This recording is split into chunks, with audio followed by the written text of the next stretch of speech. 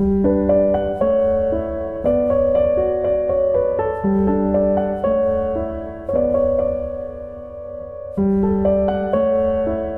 libro, una hora. Dirigido por Antonio Martínez Asensio. Bienvenidos una semana más a Un libro, una hora. Hoy vamos a contarles Los papeles de Aspern, de Henry James. Henry James nació en Nueva York en 1843 y murió en Londres en 1916. Y es que se podría decir que nació estadounidense y murió inglés. Es uno de los grandes maestros de la literatura moderna. Narrador, crítico, dramaturgo, escribió una veintena de novelas, más de un centenar de relatos, varias obras teatrales e innumerables críticas, además de lúcidos ensayos como El arte de la novela, que influyeron a autores posteriores. Es el autor de Daisy Miller, Retrato de una dama, Otra vuelta de tuerca, que ya les hemos contado en Un libro, una hora, Las alas de la paloma, Los embajadores o La copa dorada. Publicó Los papeles de Aspern en 1888, inspirándose en una historia real. En las obras de Henry James, la importancia de los diálogos es esencial, porque todo se dice, todo se oculta y todo se supone. Es maravilloso perderse por la psicología de cada personaje. Hay que leer a Henry James. Este es un relato emocionante, trepidante y asombroso. Vamos allá. Había llegado yo a tener confianza con la señora Prest. En realidad, bien poco habría avanzado yo sin ella, pues la idea fructífera en todo el asunto cayó de sus amistosos labios. Fue ella quien inventó el atajo, quien cortó el nudo gordiano. Así comienzan Los papeles de Aspern, cuando la señora Prest tiene una idea práctica para que nuestro hombre solucione su problema: pedir a las señoritas Bordereau que le acepten como huésped. Y eso que ella no conoce mucho a las señoritas Bordereau. Ese apellido se había enredado hacía mucho tiempo con uno de los más grandes apellidos del siglo, y ahora vivían en Venecia, en la oscuridad, con medios muy reducidos, sin ser visitadas, inabordables, en un destartalado palacio viejo de un canal a trasmano. Esa era la sustancia de la impresión que mi amiga tenía de ellas. Las señoritas Bordereau son personas que no piden favores ni desean atención. La sobrina es considerablemente la más voluminosa de las dos. La tía está enferma.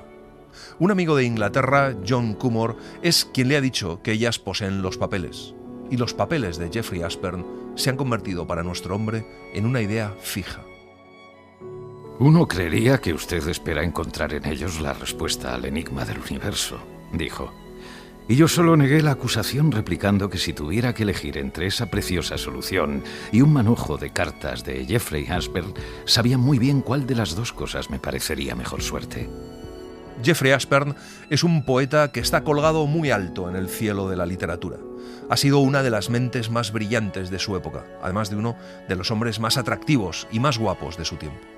Nuestro protagonista se quedó asombrado al descubrir que la señorita Bordereau está viva. Es muy vieja y sus relaciones con Jeffrey Aspern han tenido lugar cuando ella empezaba a ser una mujer. El mundo, como digo, había reconocido a Jeffrey Aspern, pero Cumnor y yo éramos quienes le habíamos reconocido más. La multitud hoy acudía en rebaños a su templo, pero él y yo nos considerábamos los ministros de ese templo. Considerábamos justamente, según creo, que habíamos hecho por su memoria más que nadie, y lo habíamos hecho ofreciendo luces sobre su vida. La temprana muerte de Aspern ha sido el único punto oscuro en su vida, a no ser que en los papeles en manos de la señorita Bordereau se descubra otra cosa. Parece que Aspern la había tratado mal y había servido, como dice el pueblo londinense, a varias otras damas de la misma manera. Pero es que la mitad de las mujeres de su época se le habían echado al cuello. En todas las líneas de investigación han tenido que vérselas con fantasmas y polvo. Pero la señorita Bordereau está viva, siempre ha estado callada y tal vez por eso ha pasado desapercibida. Quizá la gente tenga miedo a las señoritas Bordereau. Estoy segura de que tienen fama de brujas. No recuerdo qué respuesta di a eso. Estaba absorto en otras dos reflexiones. La primera de ellas era que si la vieja dama vivía en una casa tan grande e imponente, no podía estar en ninguna clase de miseria y por tanto no se sentiría tentada por una ocasión de alquilar un par de habitaciones. Pero la señora Prest le explica que una casa grande en Venecia no significa nada en absoluto. Es perfectamente compatible con una situación de penuria. Los viejos palazzi destartalados se consiguen por 5 chelines al año. Henry James se basó para escribir Los papeles de Asper en una anécdota real sucedida al capitán Silsby, crítico de arte de Boston y adorador de Shelley. Al parecer, el capitán visitó Florencia, donde vivía la señorita Claremont, una amante de Byron, con su sobrina Allegra. La señorita Claremont poseía unas cartas y otros documentos muy interesantes para él. Todo lo que le sucede al protagonista de Los papeles de Asper le ocurrió igual al capitán Silsby. La genialidad de James consiste en tomar esta anécdota y convertirla en suya. De hecho, James estuvo residiendo en Florencia durante la misma época y él mismo habría podido verla en persona. Cuando llegan al palacio, en góndola, el hombre se fija en una alta tapia vacía que parece rodear una extensión de terreno a un lado de la casa. Es un jardín, y ahí el hombre encuentra su pretexto. Pero la señora Prest no entiende por qué no entra y sencillamente le ofrece dinero por esos papeles. La anciana no quiere que le hablen de esos documentos. Son personales, delicados, íntimos. Y ella no tiene ideas modernas, y muy bien que hace. Si empezara yo por tocar esa tecla, seguro que echaría a perder el juego. Solo puedo llegar a esos papeles haciéndole descuidar la vigilancia. Y solo puedo hacerle descuidar la vigilancia con recursos diplomáticos para congraciarme. La hipocresía y la doblez son mi única oportunidad. Lo siento, pero aún haría peores cosas por Jeffrey Aspern. De hecho, John Cumor les ha escrito 2 veces. La primera no tuvo ni acuse de recibo, y la segunda tuvo una respuesta brusca, en 6 líneas, en la que la sobrina le decía que no las molestara, que no tenían ningún documento del señor Aspern y que si lo tuvieran, jamás pensarían en enseñárselo a nadie por ningún motivo. Terminaba rogándole que las dejara en paz. Pero están seguros de que tienen esos papeles. El hombre se ha hecho unas tarjetas con un nombre falso para que no puedan relacionarle con ningún libro o artículo publicado, para que no puedan relacionarle con John Cumor y sus cartas. Bueno, son ustedes una pareja estupenda. ¿No se le ocurre que, aunque pueda decir que no es usted el señor Cumnor en persona, quizá sospechen que sea su emisario? Claro, y solo veo una manera de esquivar eso. ¿Y cuál puede ser? Vacilé un momento. Cortejar a la sobrina. Ah, exclamó la señora Prest. Espere a verla. El hombre tira del oxidado cable de la campanilla y le abre una criadita pelirroja y de cara blanca, muy joven y nada fea. El hombre le tiende su tarjeta falsa sonriendo y le pide que se la entregue a su señora. Ha escrito en ella en italiano. ¿Podría tener la bondad de ver un momento a un caballero americano? La criadita chancletea por el vestíbulo y el hombre la sigue por la escalera hasta la sala. Todo está sombrío. De pronto, una mujer avanza hacia él. Exclamé cuidando de hablar en italiano. El jardín, hágame el favor de decirme si es suyo. Ella se detuvo bruscamente, mirándome con asombro, y luego contestó en inglés, en tono frío y triste. Aquí nada es mío. Ah, usted es inglesa, qué delicioso. Observé con aire ingenuo. Pero sin duda que el jardín pertenece a la casa. Sí, pero la casa no me pertenece a mí. Es una persona larga, flaca y pálida, vestida a modo de hábito con una bata de color vago y habla con una especie de bondadosa exactitud literal. Bueno, entonces, ¿tendría la bondad de decirme a quién debo dirigirme? Me temo que me considerará odiosamente intruso, pero sepa que debo tener un jardín. Por mi honor que lo debo. Su rostro no es joven, pero es sencillo. No es fresco, pero es bondadoso. Tiene ojos grandes, no claros, y mucho pelo que no está arreglado, y largas y finas manos que posiblemente no estén limpias. El hombre explica que ha pensado quedarse en Venecia unas semanas, quizá todo el verano, y teniendo que hacer algún trabajo literario, un poco de leer y escribir, de manera que debe estar tranquilo y, sin embargo, si es posible, al aire libre. Le ha parecido que le es realmente indispensable un jardín, y le pide verlo desde la ventana. La mujer no comprende nada. Me dirigí hacia la parte de atrás de la casa. Al llegar a medio camino, me detuve a esperar, como si diera por supuesto que ella me iba a acompañar. Por necesidad yo había sido muy repentino, pero al mismo tiempo me esforzaba en darle una impresión de extremada cortesía. He estado buscando cuartos amueblados por toda la ciudad y me parece imposible encontrarlos con un jardín al lado. Naturalmente, en un sitio como Venecia los jardines son raros. Es absurdo, si usted quiere, en un hombre, pero no puedo vivir sin flores. El hombre le propone trabajar el jardín y obtener las mejores flores de Venecia. Ella dice que no le conocen, y entonces él, hábilmente, empieza a sacarle información. Primero, ella le dice que ellas son americanas, pero que ya no son nada. Y luego le dice que solamente vive con ella otra persona allí y que es muy vieja.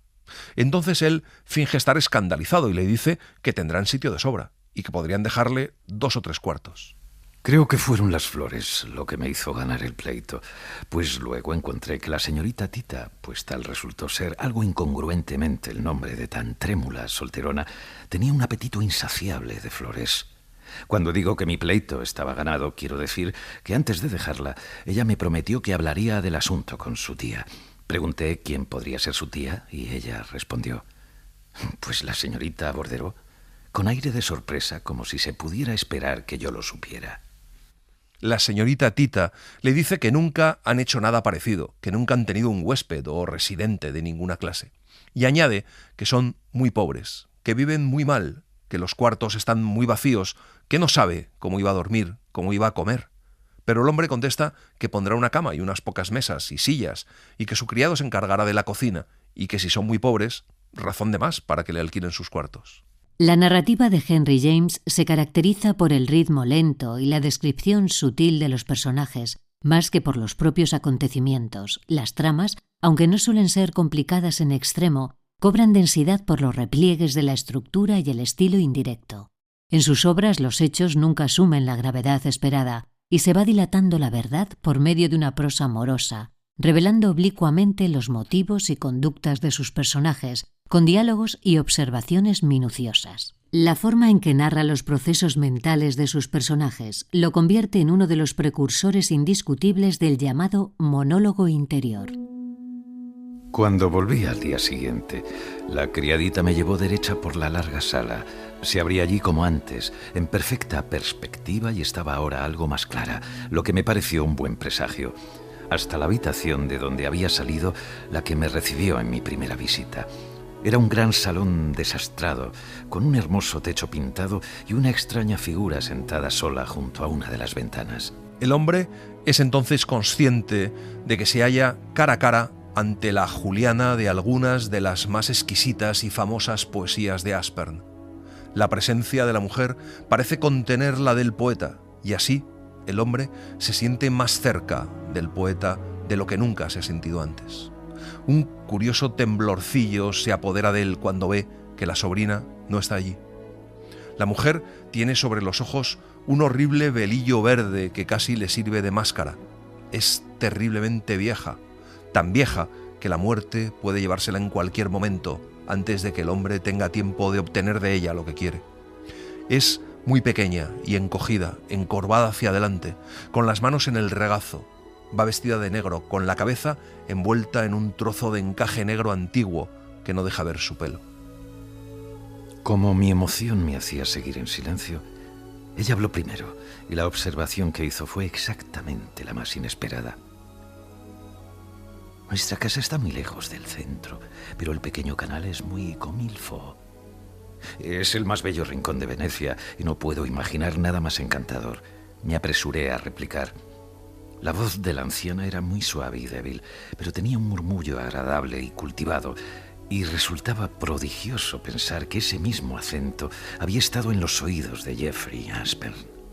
El hombre se sienta cerca de ella y vuelve a contarle su interés por el jardín. Le da su palabra de honor de que es una persona muy respetable e inofensiva y le promete que, como residente, apenas se darán cuenta de su existencia. Ella le escucha en total inmovilidad y le mira con gran atención. Le cuenta que quería verle a solas y le dice que a ella no le importa quién sea, no quiere saberlo, que eso hoy día significa muy poco, que puede tener tantos cuartos como quiera si paga una buena suma de dinero. Y le pide 1.000 francos al mes. La suma que indicaba era enormemente grande, según la medida veneciana de esos asuntos. Había muchos palacios en un rincón a trasmano que yo podía haber disfrutado por todo un año en tales condiciones. Pero en la medida en que lo permitían mis pequeños medios, estaba dispuesto a gastar dinero y tomé mi decisión rápidamente. Pagaría con una sonrisa lo que me pidiera, pero en ese caso me daría la compensación de sacarle los papeles por nada. Además, aunque me hubiera pedido 5 veces más, yo habría estado a la altura de la ocasión. Tan odioso me habría parecido andar regateando con la Juliana de Aspern. El hombre le asegura que al día siguiente tendrá 3 meses de alquiler. Entonces se abre la puerta y aparece en el umbral la señora más joven. Quedan en que a mediodía estará allí con el dinero. El hombre pretende darle la mano para sellar el acuerdo, o tal vez para tener en su mano un momento la mano que Jeffrey Aspern ha oprimido. Pero la anciana mujer no se la da, y el hombre entonces estrecha la mano de la sobrina. Le preguntan si traerá el dinero en oro, y a él le sorprende que no tengan miedo de tener tanto dinero en la casa, a lo que la anciana contesta preguntándole de quién iban a tener miedo si no tienen miedo de él. El hombre sale del cuarto, reflexionando que no será fácil engañarla. Al volver a encontrarme en la sala, vi que la señorita Tita me había seguido y supuse que, como su tía había descuidado sugerir que debería echar un vistazo a mis habitaciones, ella tenía el propósito de reparar esa omisión. Pero no sugirió tal cosa. Se quedó allí solo con una sonrisa velada, aunque no lánguida, y con un aire de juventud irresponsable e incompetente que difería casi cómicamente de la ajada realidad de su persona. No estaba inválida como su tía, pero me parecía aún más desvalida, porque su ineficacia era espiritual, lo que no era el caso con la señorita Bordero. La señorita Tita le dice que creía que él era rico, y luego le enseña unas habitaciones en el segundo piso. Para llegar hasta allí hay que atravesar la gran sala, lo que a él le parece una ventaja. Ella a veces le habla de forma natural y otras parece que contesta instruida por su tía. Le aclara que el dinero en realidad es para ella, para aguantar cuando la señorita Bordero no esté, porque la anciana mujer cree que cuando Tita esté sola no sabrá arreglárselas. Él entonces contesta que creía que era al revés y que era Tita la que cuidaba de la señorita Bordero y que parece que la anciana es muy orgullosa. Al oír eso, a Tita se le ilumina la cara y luego de repente, sin ninguna ceremonia de despedida, desaparece. El hombre se queda solo y eso le parece una muestra de confianza. Quizá lo mostraba, pero de todos modos, 6 semanas después, hacia mediados de junio, el momento en que la señora Prest emprendía su emigración anual, yo no había hecho ningún adelanto considerable. Me vi obligado a confesarle que no tenía resultados de qué hablar. Mi primer paso había sido inesperadamente rápido, pero no había apariencias de que lo siguiera otro. El hombre trae sus muebles y ve muy poco a las 2 mujeres. Les lleva el dinero y ni siquiera le entregan un recibo. Se demora en la sala, a veces, y suele observar la puerta que da a la parte de la casa donde está la señorita Bordero, rezando para que se abra, sin dudar que las reliquias sagradas están allí. Pasa todo el tiempo posible en el jardín para justificar la imagen que ha dado al principio. Y no solo gasta tiempo, sino dinero. Y mientras florece el jardín, llegan los días del verdadero verano. Arregla un cenador con una mesa baja y una butaca dentro, y saca libros y carpetas, y trabaja, y espera. Mientras se pregunta qué tipo de mujer era la señorita Bordero y cómo había sido su relación con Aspern. Era incontestable que, para bien o para mal, la mayor parte de los lectores de los poemas de Aspern, poemas no tan ambiguos como los sonetos, creo que apenas más divinos de Shakespeare, daban por supuesto que Juliana no siempre se había atenido al áspero sendero de la renuncia. En torno a su nombre se cernía un perfume de pasión sin límites, una insinuación de que ella no había sido exactamente el tipo general de joven respetable. Se queda muy pocas veces en casa al anochecer, pues la luz de la lámpara atrae una multitud de insectos molestos y hace demasiado calor para cerrar las ventanas. Pasa las últimas horas en la espléndida plaza de San Marcos. Se sienta ante el café de Florian, tomando helados, oyendo música, hablando con conocidos. Una noche, hacia mediados de julio, vuelve a casa antes que de costumbre y en vez de subir a sus habitaciones, se dirige al jardín y ve que la señorita Tita está sentada en su pequeño cenador. Tuve la sorpresa de oírle decir: «Ah, vaya, me alegro tanto de que haya venido». Ella y su tía tenían la propiedad común de los discursos inesperados. Salió del cenador casi como si se fuera a arrojar en mis brazos. Me apresuro a añadir que no hizo nada por el estilo, ni siquiera me dio la mano. Era una satisfacción para ella el verme, y al fin me dijo por qué.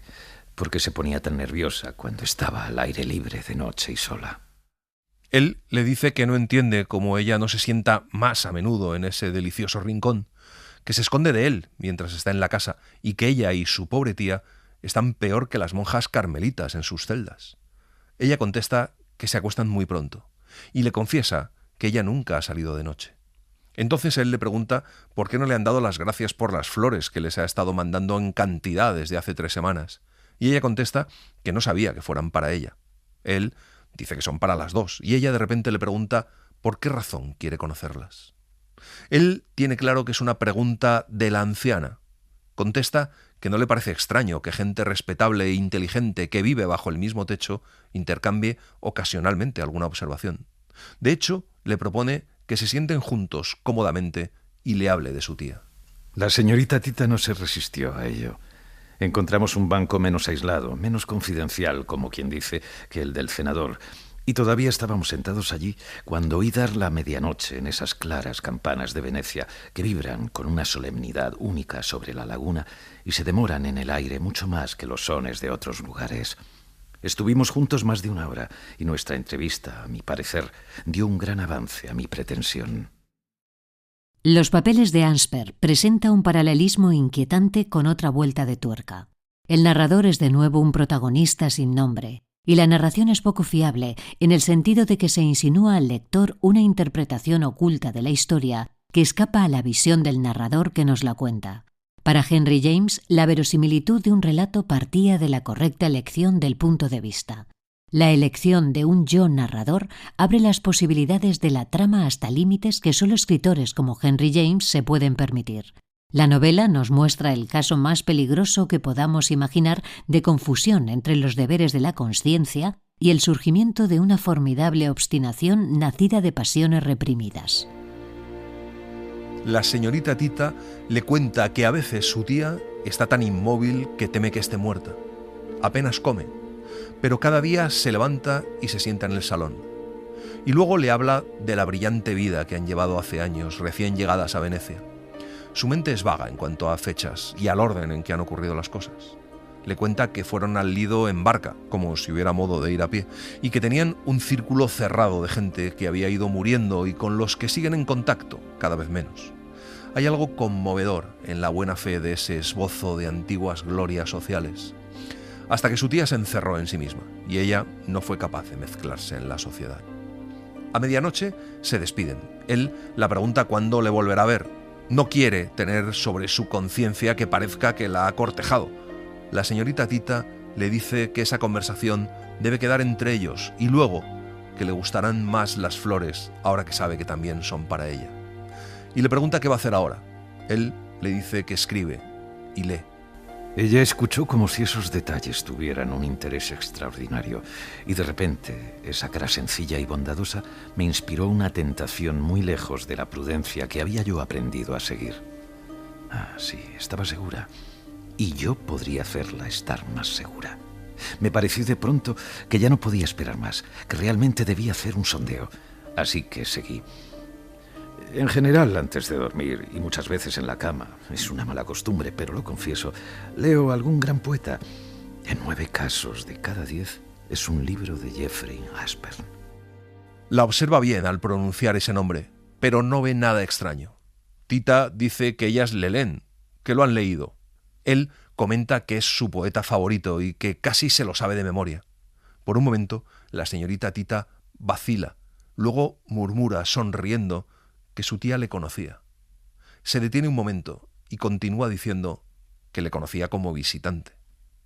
Entonces el hombre aprovecha para decirle que le encantaría hablar con su tía de Aspern, y Tita le contesta que no querrá, que debería haber venido hace 20 años, cuando ella aún hablaba de él, que él la quería inmensamente y que ella decía que era un dios. Él le pregunta si tiene un retrato de él, porque son lamentablemente raros, y en el rostro de ella se pinta algún desconcierto. Le da rápidamente las buenas noches y se mete en la casa. Buenas noches. Buenas noches, contesté manteniéndome a su lado mientras ella iba a buscar su luz. Seguro que usted sabría, ¿verdad?, si ella tiene alguno. ¿Si tiene qué?, preguntó la pobre mirándome extrañamente sobre la llama de su vela. Un retrato del dios. No sé qué daría por verlo. No sé qué es lo que tiene. Guarda sus cosas bajo llave. La señorita Tita sube 2 o 3 escalones y luego se detiene de pronto y se vuelve. Le pregunta si él escribe, con un temblor en su voz. Si escribe sobre él, si explora en su vida. Después de vacilar un momento, él responde que ha escrito sobre Aspern y que busca más material. Y ya directamente le pregunta por lo más sagrado, si tiene algo. Ella exclama «¡Santo Dios!» y sube las escaleras deprisa. Durante 15 días no vuelven a verse. Y 4 días después le dice al jardinero que deje de mandar flores. Una tarde, al bajar de mis habitaciones para salir, encontré a la señorita Tita en la sala. Era nuestro primer encuentro en ese terreno desde que yo había llegado a la casa. No fingió estar allí por casualidad. Tales artes quedaban ignoradas en su aire directo, torpe, desconfiado. Para que yo estuviera seguro de que me esperaba, me informó de ello y me dijo que la señorita Bordereau deseaba verme, que me llevaría al instante a su cuarto si yo tenía tiempo. El hombre le dice que para él es una gran satisfacción y un gran honor, pero le pregunta qué ha hecho a la señorita Bordereau cambiar tan de repente, a lo que la señorita Tita contesta que su tía siempre cambia. Él quiere saber si Tita le ha dicho que busca materiales de Jeffrey Aspern, y ella le contesta que no le ha dicho nada.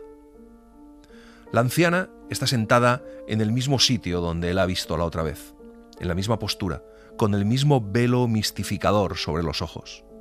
Él se queda allí de pie y por alguna razón no siente ninguna duda en cuanto a que conozca su secreto, como si lo hubiera adivinado.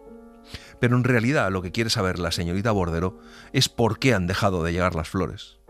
La conversación con ella siempre es extraña. El hombre le asegura que empezarán a llegar flores de nuevo, y luego el tema de conversación es la propia Tita. La señorita Bordereau siempre parece saber más de la cuenta, e incluso parece burlarse.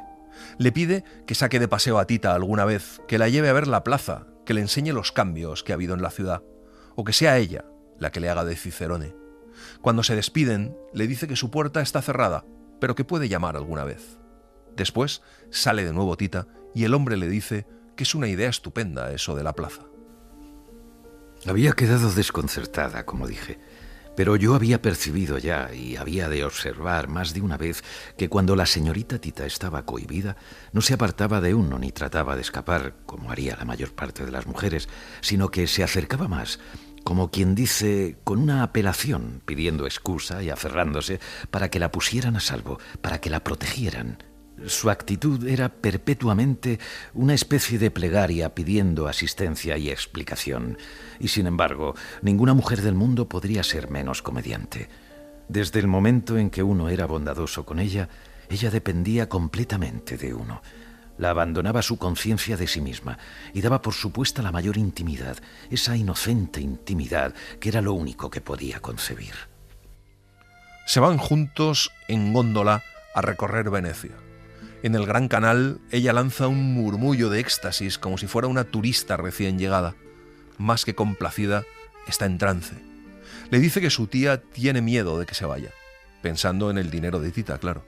El hombre le dice que necesita su ayuda, y ella le contesta que no puede ayudarle sin traicionar a su tía, y le reconoce que los papeles que tiene son muy valiosos, que lo tiene todo. Esas palabras hacen que se le acelere el pulso. Es una noche espléndida y todo el mundo está en la calle. La señorita Tita disfruta, ha olvidado qué cosa tan atractiva es el mundo y empieza a darse cuenta de que, sin saber cómo, se lo han quitado con trampas durante los mejores años de su vida. Empiezan a hablar de nuevo de la tía y de sus papeles. Ella le confiesa que nunca los ha tenido en sus manos. El hombre pregunta si cree que son memorias dolorosas o que afecten a su reputación. Tita dice que quiere demasiado a esos papeles, pero que tal vez, cuando esté muy mal, quiera destruirlos. El hombre entonces le pide que lo impida. ¿Y dárselos a usted? Eso ponía el asunto en toda su crudeza, aunque estoy seguro de que no había ironía en su intención. Bueno, quiero decir que podría dejármelos ver y mirarlos despacio. No es para mí. No hay avidez personal en mi deseo. Es sencillamente que serían de un inmenso interés como contribución a la historia de Jeffrey Aspern. Y ella le cuenta que hace poco tiempo un hombre las escribió para pedírselos y su tía se puso furiosa con él, diciendo que era un diablo y que fue ella la que contestó la carta. El hombre le dice que lo principal es evitar que ella destruya los papeles. Tita tiene que volver a casa. Entonces él le pone la mano en el brazo a través de la mesa para retenerla un momento y le pide que le ayude, y ella le dice que hará lo que pueda por ayudarle. Como señala Andrea Amorós, la maestría de Henry James brilla en los sutiles análisis psicológicos, en la ambigüedad de las relaciones entre los tres personajes, en los diálogos que ocultan más que revelan, en las vueltas y revueltas que da el narrador para explicar cualquier actitud. Algunos críticos insisten en que a Henry James le preocupaba mucho el problema de los límites de la investigación biográfico-literaria, pero al final vamos comprendiendo que esos papeles de un poeta constituyen una metáfora, la búsqueda del tesoro, del misterio, de algo que llena y da sentido a una existencia, también de una pasión que nos arrastra fatalmente. Una tarde, la señorita Bordereau está sentada junto a la ventana que da al jardín. El hombre se sienta a su lado y enseguida empiezan a hablar del tiempo que va a quedarse y él le confiesa que no tiene mucho dinero para seguir pagando las habitaciones. Ella le pregunta qué tipo de libros escribe y él contesta que es un crítico, un historiador y que escribe sobre grandes filósofos y poetas del pasado, los que han muerto y no pueden hablar por sí mismos. El hombre duda cuánto sabe la anciana. Piensa si arriesgarse a tratar, pero ella le pregunta si le parece bien hurgar en el pasado, y dice que a ella no le gustan los críticos. A mí tampoco, pero me gustan sus descubrimientos. ¿No son mentira, casi segura? La mentira es lo que a veces ellos ponen al descubierto. Dije sonriendo ante su tranquila impertinencia. Muchas veces descubren la verdad. La verdad es de Dios, no es del hombre. Más vale que la dejemos en paz. ¿Quién puede juzgarla? ¿Quién puede decir? Estamos terriblemente a oscuras, ya lo sé, admití. Pero si renunciamos a intentarlo, ¿qué pasa con todo lo bueno? ¿Qué pasa con la obra a que me refería, la de los grandes filósofos y poetas? Es toda palabras vanas si no hay nada con qué medirla. La señorita Bordereau vuelve enseguida a hablar de la casa y le pregunta si no se quiere quedar porque le han tratado mal y que tal vez podrían descubrir algún modo de tratarle mejor.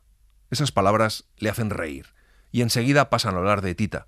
Ella dice que es una chica excelente y que no tiene, salvo ella, otro pariente en el mundo. Parece que la está presentando como un buen partido.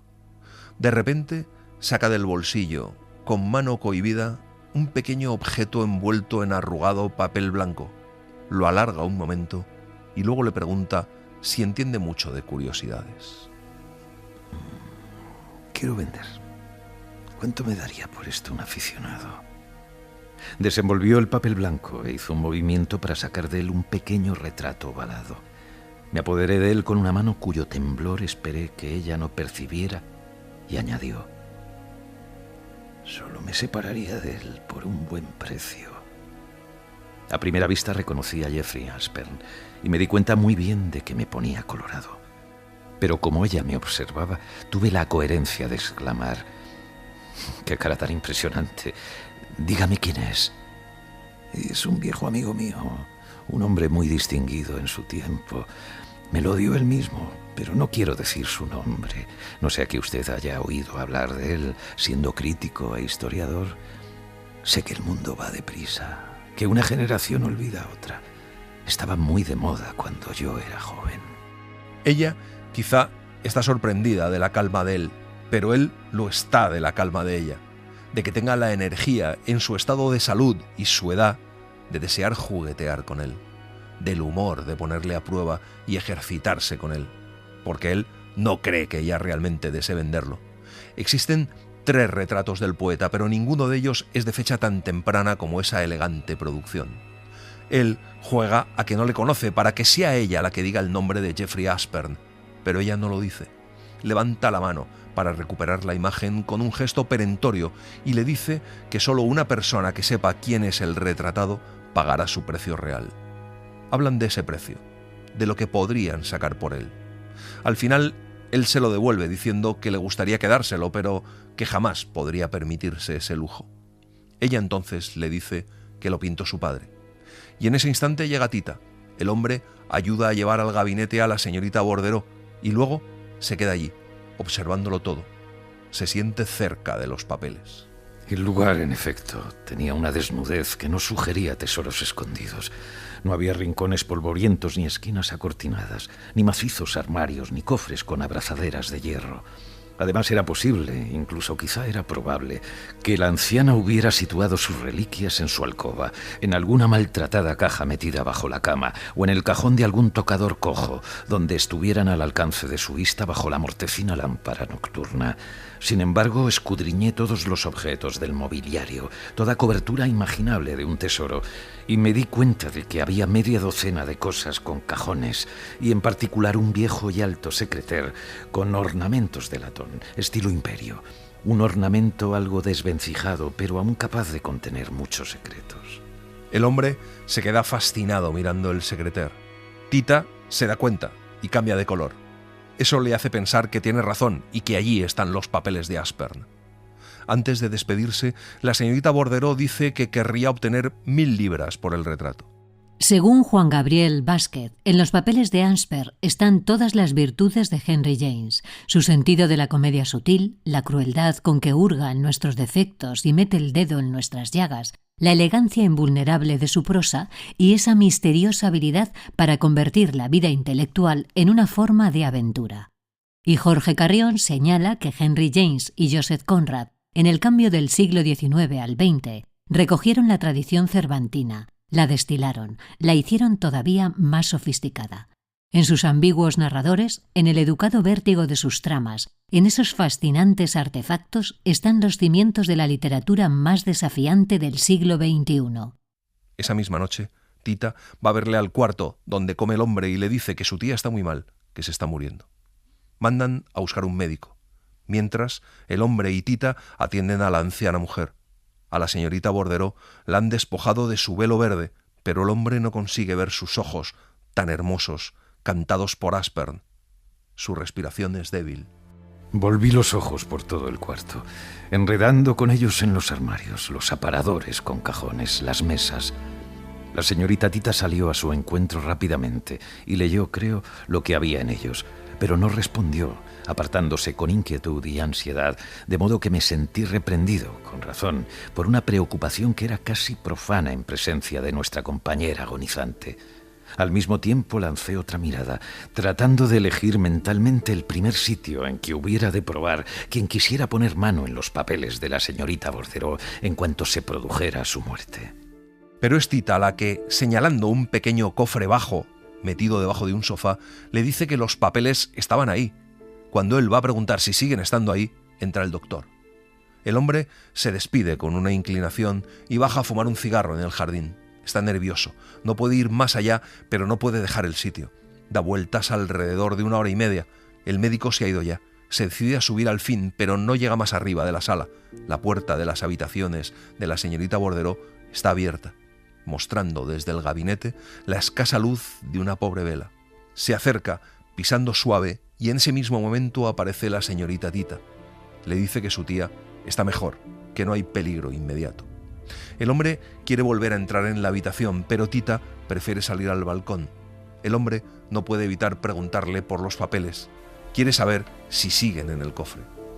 ¿Puedo preguntar si ha mirado usted? Sí, he mirado para usted. ¿Cómo para mí, querida señorita Tita? ¿Quiere decir que usted me los habría dado si los hubiera encontrado? Pregunté casi temblando. Ella se retardó en contestar y yo aguardé. De repente prorrumpió. No sé qué haría, qué no haría. ¿Volvería a mirar otra vez en otro sitio? Ella había hablado con una extraña emoción inesperada y siguió en el mismo tono. No puedo. Mientras ella esté allí tendida, no es decente. No es decente, contesté gravemente. Que descanse en paz la pobre señora. Y de pronto, el hombre tiene la sensación de que debe contarle toda la verdad.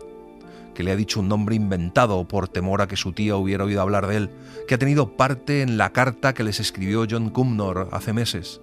Ella le escucha con gran atención y solo le pregunta cuál es su verdadero nombre. Y cuando el hombre se lo dice, le contesta que le gusta más el real. Y luego se pregunta cuánto debe querer esos papeles para haber montado un complot, y él contesta que apasionadamente. El hombre le pregunta ya abiertamente dónde pueden estar los papeles de Aspern, si tal vez la criada ha podido cambiarlos de sitio, y se pregunta si no los habrá quemado ya, pero Tita solo contesta que tiene que esperar. El médico vuelve a venir, y Tita sube con él. El hombre se va a dar un paseo por Venecia y cuando vuelve ve cerrada la puerta de las habitaciones de las señoras. Piensa que Tita no se acostará si su tía se encuentra en estado tan crítico. Me acerqué a la puerta, me detuve allí y escuché. No oí nada, y al fin golpeé suavemente. No hubo respuesta, y al cabo de otro momento di vuelta al pestillo. No había luz en el cuarto. Eso debería haberme impedido entrar, pero no tuvo tal efecto. He contado francamente las inoportunidades, las indelicadezas de que me había hecho capaz mi deseo de poseer los papeles de Jeffrey Aspern, y no hace falta que me retraiga de contar esta última indiscreción.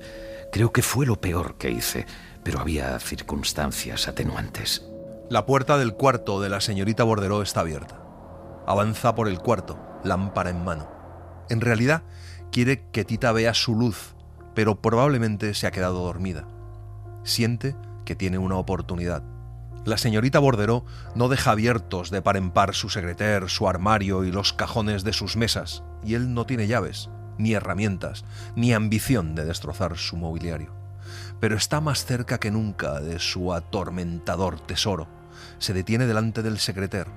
Se abre con una llave, pero hay también un pequeño mango de latón, como un botón. En ese momento piensa que si Tita no ha cerrado con llave la puerta es porque quiere que lo haga. Toca el botón con la mano y al hacerlo mira hacia atrás por encima de su hombro.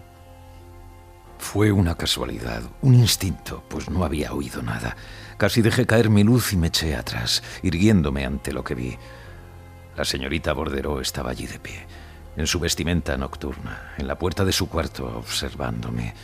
Había elevado las manos, había levantado la eterna cortina que le cubría media cara, y por primera vez, última y única vez, observé sus extraordinarios ojos. Fulguraban hacia mí, me avergonzaban terriblemente. Nunca olvidaré su extraña figurilla encorvada, blanca y vacilante, con la cabeza levantada, ni su actitud y su expresión. Ni olvidaré el tono con que al volverme a mirarla siseó con furia apasionada. ¡Ah, bribón publicador! El hombre se inclina hacia ella para decirle que no tiene malas intenciones, pero ella le ahuyenta con sus viejas manos, retirándose con horror, e inmediatamente cae, con un rápido espasmo, como si la muerte hubiera descendido sobre ella, en los brazos de la señorita Tita. La narrativa de Henry James está llena de sobreentendidos, de palabras que no se pronuncian, de dobles sentidos, y leerlo es un ejercicio de inteligencia en la que el lector debe completar y comprender a cada personaje. Es un estilo del que bebió Edith Wharton, que era gran amiga suya y que podemos rastrear en autores tan dispares como Philip Roth y Javier Marías. Y dentro de ese mundo de silencios, de gestos, se producen escenas de una potencia tan intensa como en la que la anciana Juliana sorprende al protagonista y narrador. Una intensidad que Henry James corta de inmediato, para elaborar un final en el que lo que se supone y lo que se sabe vuelve a ser protagonista. Me marché de Venecia la mañana siguiente. Tan pronto como supe que la anciana no había sucumbido, como temí en ese momento, al choque que yo le había dado. El choque, también puedo decir, que ella me había dado a mí. ¿Cómo iba a suponerla capaz de salir de la cama por sí misma? No logré ver a la señorita Tita antes de marcharme. Solo vi a la donna, a quien confié una carta para la señora más joven. En esa carta indicaba que estaría ausente solo unos pocos días. Se va a Treviso, a Bassano, a Castelfranco, pasea, visita iglesias, pasa horas sentado fumando en las terrazas de los cafés y no logra disfrutar de su viaje. Siente que ha sido lamentable lo que ha pasado. Escribe a la señorita Tita tratando de explicarse, pero ella no le responde.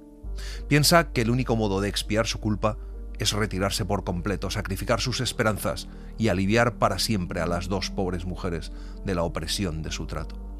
Pero luego piensa que bastará con una breve ausencia, lo suficiente como para que la anciana crea que se ha librado de él. Se dice que después de todo no puede abandonar a la señorita Tita, aunque ella no contesta sus cartas. El hombre no sabe qué pasa ni qué ha pasado. hay cierto desprecio en el silencio de la señorita Tita. Vuelve a Venecia 12 días después. Su criado le dice nada más verle que la anciana mujer ha muerto. La han enterrado hace 2 días. Esa noche, 1 hora después, envía a su criado con 5 palabras escritas en una tarjeta para preguntar si la señorita Tita le verá unos pocos momentos. No estaba en casa donde la había buscado, me dijo cuando volvió, sino en el jardín dando vueltas para refrescarse y cogiendo flores. La había encontrado allí y ella estaría muy contenta de verme. Bajé y pasé media hora con la pobre señorita Tita. Siempre había tenido un aire de luto mohoso, como si llevara viejas ropas de un duelo que nunca se acababa. Y en ese aspecto no había cambio apreciable en su aspecto. Pero evidentemente había llorado mucho, de un modo sencillo, satisfactorio, refrescante, con una especie de sentimiento primitivo y retrasado, de soledad y violencia. Al hombre le sorprende verla allí, de pie, en el principio del oscurecer, con las manos llenas de flores, sonriéndole con sus ojos enrojecidos. Supone que estará muy disgustada con él, pero la verdad es que el rostro de Tita Bordereau expresa placer sin reservas al ver al huésped de su difunta tía. El hombre es tan amable con ella como puede, ese atardecer, y pasea con ella por el jardín durante media hora. No hay ninguna explicación ni preguntas entre ellos. No ocurre gran cosa, salvo el reconocimiento de su soledad, expresado en el visible aire que ahora tiene ella de depender de él. No hablan de los papeles de Aspern. Cuando se despiden, el hombre le pregunta qué va a hacer, y ella contesta que aún no ha decidido nada. Pero lo dice muy animada, como si tuviera la impresión de que el hombre se ocupará de ella. A la mañana siguiente, el hombre le dice a Tita que está nervioso, esperando que ella decida su destino. ¿Su destino? Dijo la señorita Tita lanzándome una mirada extraña, y al hablarle noté un raro cambio en ella. Estaba diferente de como había estado la noche anterior, menos natural, menos tranquila. Había llorado el día antes y no lloraba ahora, y sin embargo me pareció menos confiada.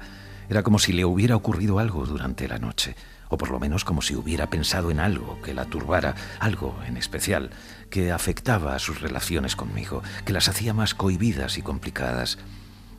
¿Se había dado cuenta sencillamente que el hecho de que su tía no estuviera allí alteraba ahora mi posición? Quiero decir, sobre nuestros papeles. ¿Hay papeles? Debo saberlo ahora. Sí, hay muchos. Más de lo que yo suponía. El hombre le pregunta si puede verlos, y ella le dice que no, con una extraordinaria expresión de ruego en sus ojos, que no puede enseñárselos. Los ojos se le llenan de lágrimas. El hombre le pregunta si es que le hizo una promesa a su tía en el lecho de muerte, y Tita le cuenta que trató de quemarlos y ella se lo impidió. Los papeles estaban en la cama entre los colchones. Le dijo que los quemaría, pero sin intención de hacerlo, para enseñárselos a él. Entonces el hombre le pregunta por qué no se los enseña. Ella, por respuesta, le entrega el retrato. Le dice que puede quedárselo. El hombre dice que no puede aceptarlo como regalo, pero ella dice que si no lo puede vender, mejor que se lo quede él. El hombre insiste con los papeles. Tita está nerviosa, habla de su tía, de lo que quería esos papeles, de que no puede traicionarla. El hombre dice que renuncia, que se marcha esa misma tarde, y entonces ella le dice que tal vez habría una forma. Bueno, que si usted fuera un pariente sería diferente. Si yo fuera un pariente... Si usted no fuera un extraño, entonces sería igual para usted que para mí. Todo lo mío sería suyo y usted podría hacer lo que quisiera. Yo no podría impedírselo y usted no tendría responsabilidad. Ofreció esa extraña explicación con cierta precipitación nerviosa, como si dijera palabras que había aprendido de memoria. Me dio la impresión de alguna sutileza y al principio no fui capaz de seguirlas. Pero al cabo de un momento su cara me ayudó a verlo mejor y luego se me hizo la luz en mi mente. Tita está atormentada, avergonzada, hunde la cara entre las manos y se pone a llorar. El hombre se queda allí, mudo, mientras ella sigue repitiendo que se lo daría todo y ella entendería y la perdonaría. El hombre sale de la casa y se sube a su góndola. En nombre de todo lo ridículo, ¿qué pretendía ella si no era ofrecerme su mano? Ese era el precio. Y creía que yo la quería, la pobre vieja ilusa, enloquecida, extravagante. Mi gondolero detrás de mí debía verme rojas las orejas mientras yo me preguntaba, bajo la tenda agitada por el viento, con la cara oculta, sin darme cuenta de nada al pasar. Me preguntaba si yo había producido despiadadamente su engaño y su ilusión. Creía que le había cortejado, aunque fuera para obtener los papeles. Esa noche, el hombre se acuesta muy cansado y por la mañana el deseo de poseer los papeles ha adquirido una especie de ferocidad. Incluso la condición de la señorita Tita ya no le parece un obstáculo digno de pensarlo. Tita le recibe en el gabinete de su tía. Ha asumido el rechazo. La sensación de fracaso ha producido en ella una alteración extraordinaria. Está de pie en medio del cuarto, con un rostro bondadoso, y su aire de perdón y de absolución la hace angelical, la embellece, es más joven, no es ya una vieja ridícula para él. Pero ella le dice adiós y le desea que sea feliz. Y entonces le dice que ha destruido los papeles. ¿Los ha destruido? Balbucí. Sí. ¿Para qué los iba a conservar? Los quemé anoche, uno a uno, en la cocina. ¿Uno a uno? Repetí maquinalmente. Tardé mucho. Había tantos. El cuarto me pareció dar vueltas cuando lo dijo, y por un momento cayó sobre mis ojos una verdadera oscuridad. Cuando pasó, la señorita Tita seguía allí, pero la transfiguración había terminado y había vuelto a cambiarse en una persona de cierta edad, vulgar y gastada.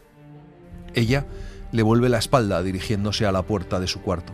Allí se detiene lo bastante como para lanzarle una mirada que él nunca ha olvidado, aunque no es de ofensa. Nada duro ni vengativo en la pobre señorita Tita. El hombre le envía poco después, a cambio del retrato de Jeffrey Aspern, una suma de dinero mayor de lo que esperaba, diciéndole que ha vendido el retrato. La señorita Tita Bordereau se queda el dinero y le da las gracias. Le escribí que había vendido el retrato, pero reconocí ante la señora Prest, la encontré en Londres ese otoño, que cuelga sobre mi escritorio. Cuando lo miro, mi enojo por la pérdida de las cartas se hace casi intolerable.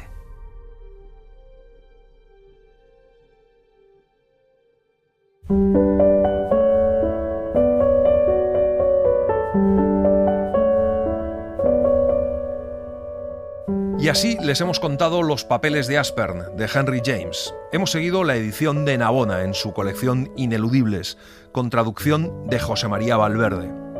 La semana que viene nos volvemos a encontrar con Tristana, de Benito Pérez Galdós. Ya saben que nos pueden escuchar en la página web de la cadena SER y en la app de la cadena SER, además de en las principales plataformas de audio.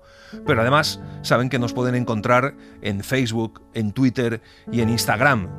Con poner Un libro, una hora nos encontrarán fácilmente y allí publicamos los enlaces y los avances de los programas que vamos emitiendo y que próximamente produciremos.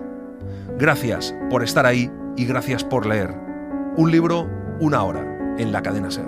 Un programa escrito y dirigido por Antonio Martínez Asensio, con la voz de Eugenio Barona y la participación de Olga Hernán Gómez, realización de Mariano Revilla, edición y montaje de sonido de Pablo Arévalo.